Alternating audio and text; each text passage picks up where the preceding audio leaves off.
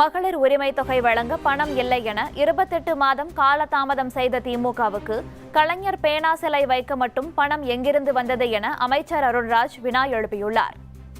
Car கொடுத்தது அரசுக்கு இப்போ மாதிரி நிதி பற்றாக்குறை இருக்கு, கார் கொடுத்துருக்கீங்க அப்படின்னு தவிர்க்கலாம் நீங்க சொன்னீங்க.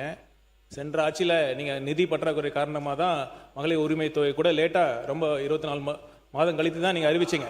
என்ன சொல்ல வரேன்னா, அப்ப நிதி பற்றாக்குறை இருக்குன்னு தெரிஞ்சும் அரசு செலவுல கலைஞர் அவர்களுக்கு கடல்ல பேனா வைக்கலாம்னு சொன்னீங்கல்ல, அந்த திட்டம் மட்டும் எப்படி சார்?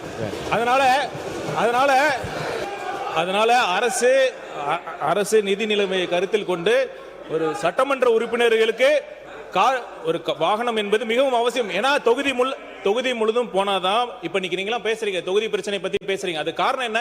தொகுதி மக்கள்கிட்ட என்ன பிரச்சனை இருக்கு, ஒவ்வொரு ஏரியால என்ன குறை இருக்குன்னு தெரிஞ்சுக்கணும். இப்ப என்ன நிலைமைனா, இன்னொருத்தரை